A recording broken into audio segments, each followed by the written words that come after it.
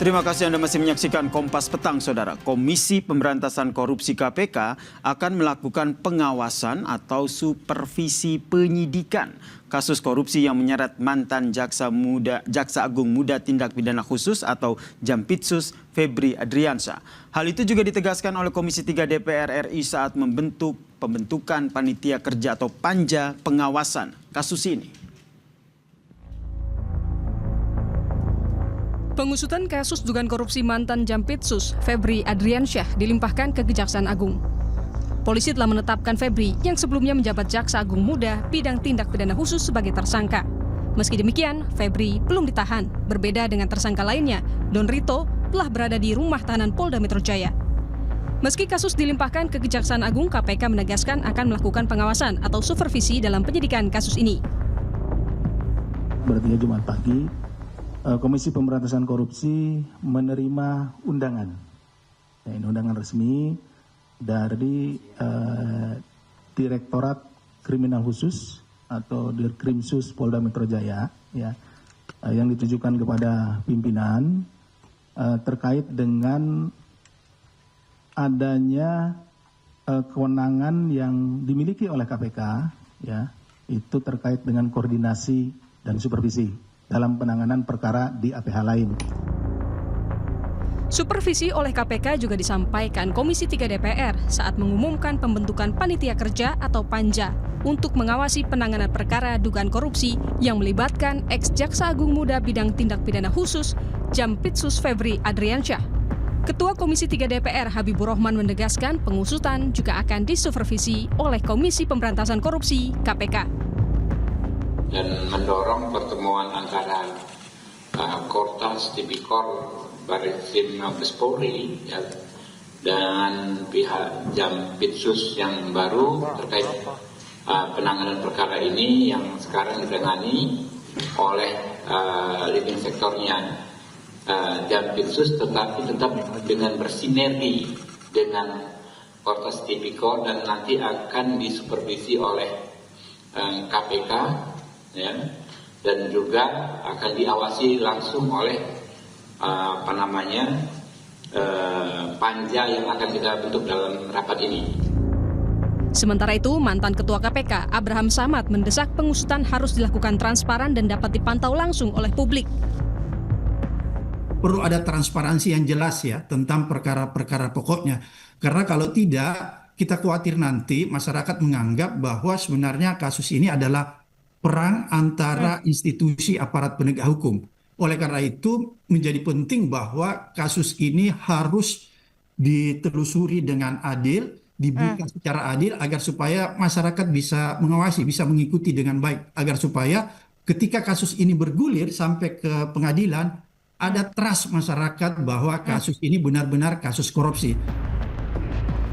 Mantan Jampitsus Febri Adriansyah diduga terlibat dalam 3 kasus korupsi, yakni korupsi PT Asabri, PT Krakatau Steel, serta korupsi pasokan batubara yang menyebabkan pemadaman listrik di Sumatera. Dengan barang bukti yang disita penyidik 74 kg emas dan uang tunai yang ditaksir senilai 476 miliar rupiah. Tim Liputan, Kompas TV. Selengkapnya kita bahas terkait dengan penyidikan kasus yang melibatkan mantan Jampitsus Febri Adriansyah bersama dengan Komisioner Komisi Kejaksaan Republik Indonesia atau Komjak, Bang Nur Rahman, dan juga mantan penyidik KPK, Bang Yudi Purnomo. Selamat petang semuanya. Selamat petang, Mas. Bang Nur Rahman. Selamat petang. Saya ke Bang Nur Rahman dulu nih sebagai Komisioner Komjak. Tentu yang ingin kita tahu, semoga Bang Nur Rahman ini punya informasinya nih terkait dengan keberadaan Febri, statusnya seperti apa dan apa penjelasan ke publik kenapa belum ditahan, berbeda dengan tersangka yang satunya lagi. Ya, tentunya kaitannya posisinya di mana, karena yang bersangkutan memang belum ditahan dan baru dilimpahkan ke kejaksaan kan baru hitungan hari, dan kemungkinan di hari besok Senin kita akan lihat bersama perkembangannya sejauh mana. Tapi menurut Anda tidak ditahannya Febri Adriansyah, ex Jampitsus ini sesuai dengan prosedur hukum ya?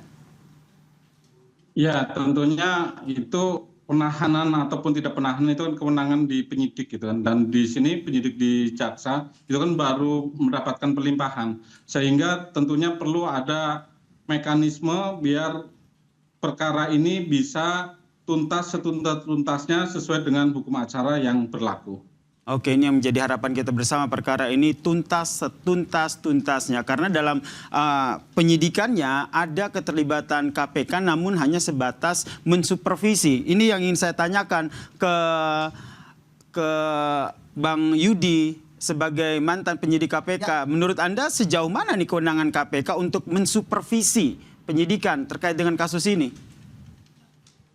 Ya, kewenangan KPK memang ada di dalam Undang-Undang KPK bahwa mereka bisa melakukan supervisi dan koordinasi terhadap kasus-kasus tindak pidana korupsi yang sedang dilakukan oleh aparat penegak hukum lain. Dalam hal ini, kasus ini kan dari pelimpahan dari penyidikan Polri ke penyidikan kejaksaan, artinya di situ KPK bisa masuk. Tetapi KPK tentu tidak bisa mengintervensi ataupun masuk terkait dengan formilnya, mereka paling hanya di dalam kulit-kulitnya saja menanyakan sejauh mana dan sebagainya. Namun Mas bahwa KPK di sini yang diketahui juga oleh kejaksaan maupun kepolisian bisa mengambil alih kasus ini jika kasus ini ternyata berlarut-larut tanpa alasan yang bisa dipertanggungjawabkan atau diduga KPK menduga ada intervensi dan lain sebagainya. Itu KPK bisa mengambil alih langsung. Namun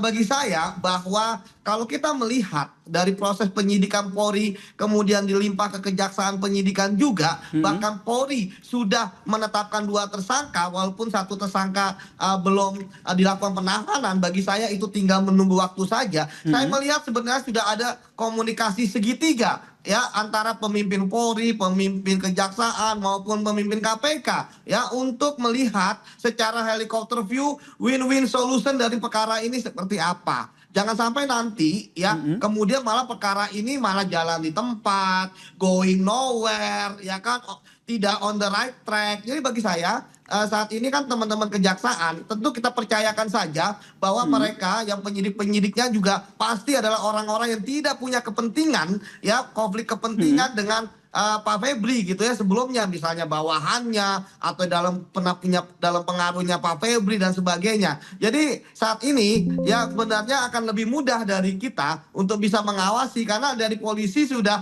2 tersangkanya seperti itu dan tidak mungkin istilahnya malah mundur gitu kan, tidak tersangka hanya 1, bahkan tidak mungkin. Bahkan bagi saya justru ini akan bisa bertambah, apalagi barang buktinya kan sudah ada dengan jumlah uang yang fantastis dan emas yang 74 kilo. Begitu. Nah, ini yang menjadi perhatian publik juga memastikan bagaimana penyidikan yang dilakukan oleh Kejagung ini transparan. Tentu jadi pertanyaan ini Bang Nur Rohman, karena yang diusut ini adalah ex-Jampitsus begitu. Apa yang menurut Anda harus dilakukan oleh Kejagung sehingga betul-betul penyidikan kasus ini transparan? Tentunya kita harus memperkuat sistem pengawasan, baik pengawasan dari internal maupun dari eksternal. Dan kita optimis, sejauh ini optimis. Kenapa? Karena satu, PLT Jaksa Agung Muda Pidana Khusus adalah secara definitif yang bersangkutan Pak Rudi Margono merupakan Jaksa Agung Muda Pengawasan. Sehingga memang tupoksinya Pak Prof.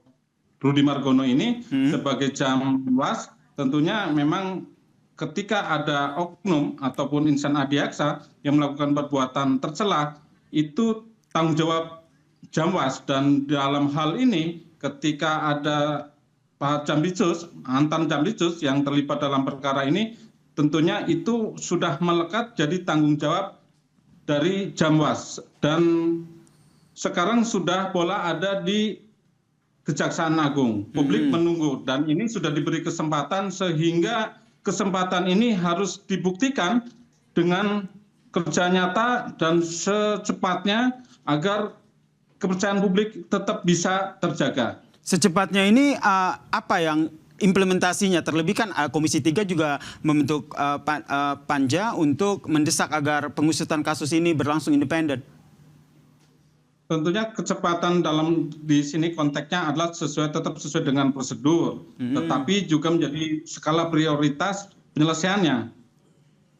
Oke, skala prioritas dalam penyelesaiannya. Saya ke Mas Yudi. Mas Yudi, tadi Anda sempat bilang bahwa harus dibongkar sampai tuntas begitu. Apakah ini Anda membaca tidak hanya berhenti pada 2 tersangka ini saja? Karena seperti yang kita saksikan bersama, ratusan miliar rupiah, 74 kilogram emas, ini tidak hanya berhenti di 2 tersangka ini saja menurut Anda?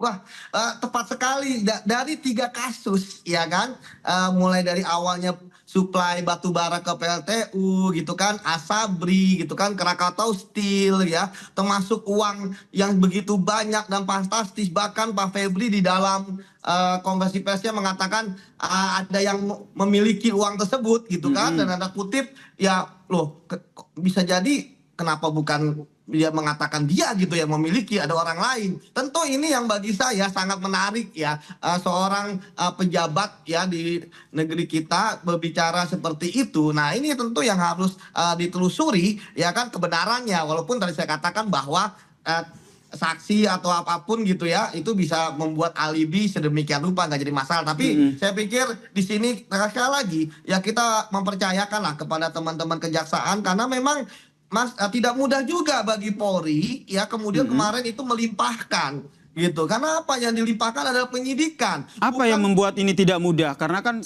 bukti dan juga saksi sudah diperiksa dan dikumpulkan.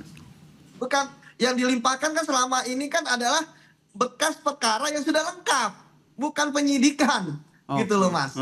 Ya kan? Nah, ini kan penyidikan dilimpahkan ke penyidikan. Saya pikir teman-teman Polri pun ya tentu sudah membahas dan berdiskusi mengapa kemudian teman-teman Polri mengambil langkah ini. Dan kemudian teman-teman kejaksaan pun juga pasti sudah melakukan konsolidasi untuk mengambil ini ketika proses penyidikan. Bukan dengan misalnya mengirim jaksa peneliti ataupun kemudian memberikan masukan-masukan dan saran gitu. Jadi saya pikir ini adalah komunikasi yang bagus di antara kedua instansi, bahwa tidak ada hal-hal yang kita lihat di luar sana adanya upaya adu domba antara kepolisian dan kejaksaan. Padahal kalau kita lihat Kompes pun juga berlangsung dengan baik, komunikatif dan sebagainya. Dan perlu diingat ya bahwa antara jaksa Jampitsus yang baru ya PLT Pak Rudi Margono dan Kortas Tipikor kepalanya Bang Toto itu kan dulu juga SKPK juga gitu kan. Dan kemudian ada Bang Asep dari Deputi Penindakan KPK gitu kan. Jadi semua ini kita sudah kenal integritas masing-masing. Makanya kenapa saya pun juga percayalah bahwa kasus ini akan tuntas seperti itu. Ini harapan publik juga ya, kasus ini akan tuntas. Ke atas, ke samping maupun ke bawah. Siapapun yang bertanggung jawab harus dibawa ke muka persidangan. Begitu Mas. Baik, ke Komjak terakhir, tentu ini menjadi perhatian publik, apalagi kasusnya itu seperti yang tadi disampaikan oleh Bang Yudi bahwa ini pelimpahannya berat ini. Apa yang harus dilakukan oleh Kejaksaan Agung langkah pertama untuk meyakinkan publik dan juga proses hukumnya ini secara transparan? Tentunya harus segera mengambil langkah yang strategis, transparansi itu lebih utama. Termasuk langsung menahan ex Jampitsus Febri Adriansyah. Menurut Anda? Tentunya dalam penanganan perkara ini tuntas, terus juga memperhatikan hukum acaranya seperti apa. Jangan nyampe fokus di bukti yang sudah ada, tetapi kita lemah di hukum acaranya. Baik, kalau begitu ini yang menjadi fokus kita bersama yang tadi disampaikan oleh Mas Yudi bahwa ternyata penanganan kasus ini tidak hanya berhenti di 2 tersangka saja. Kalau dari Komjak sendiri melihat langkah yang diambil oleh Kejagung ini akan seperti apa? Betul akan tidak berhenti di 2 tersangka saja atau akan ada tersangka-tersangka selanjutnya? Tentunya karena ini masih hitungan hari, pasti kemungkinan itu tetap ada ya. Tetapi semuanya akan berdasarkan data. Dan kita yakin Kejaksaan Agung akan membuktikan bahwa mereka akan tegas dalam penegakan hukum seperti hal-hal ataupun yang sebelum-sebelumnya. Dari Mas Yudi sendiri, tadi saya menarik apa yang disampaikan bahwa pengawasan yang dilakukan KPK ini terus dilakukan, tapi KPK juga bisa mengambil alih kasus ini. Menurut Anda, langkah itu kemungkinan akan diambil oleh KPK?